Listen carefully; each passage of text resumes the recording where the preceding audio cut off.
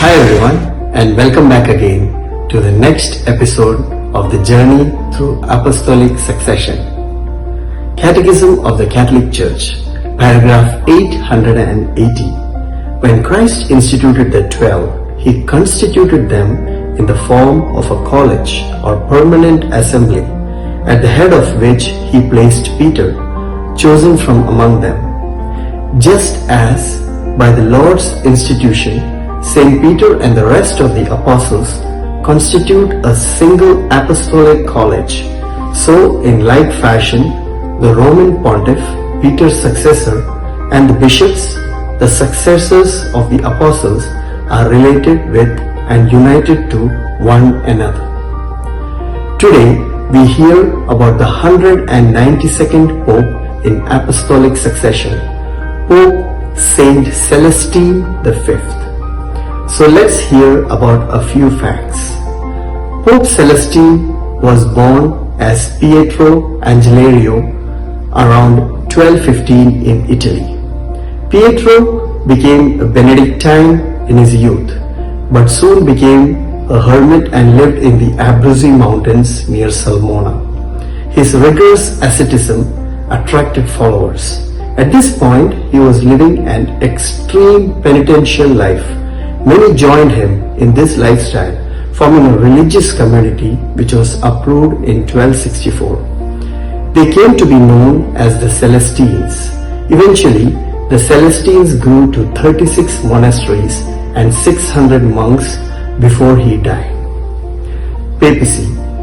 Pope Celestine was in his 80s when he was elected Pope on July 5th, 1294. He accepted only because of the perilous situation of the church.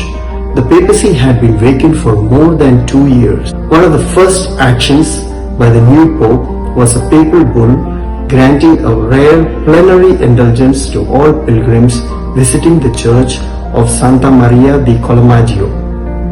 The Celestine Forgiveness Festival is still celebrated there, August 28 and 29 every year. His other large action was appointing 11 new cardinals, bringing the number to 22. Though a holy man, he lacked administrative ability. He distrusted the cardinals and became dependent on King Charles II of Naples, with whose supporters he filled the curia. Further, he favored his own hermits and the Franciscan spirituals. After encountering great difficulty, Pope Celestine realized it would be dangerous for the church and for his soul as well if he continued as the Pope. Hence, he consulted the cardinals and resigned on December the 13th. Cardinal Benedictine became his successor as Boniface VIII and had Celestine imprisoned in a castle out of fear that opponents to the resignation might try to install Celestine as an anti-pope. He met his death on May 19, 1296. He was canonized in 1313 by Pope Clement V. He was succeeded by Pope Boniface VIII. Thank you to each one of you for listening and supporting. As always, please stay tuned, share and subscribe, and spread the word to everyone around you, for Christ and for the Church. God bless you all.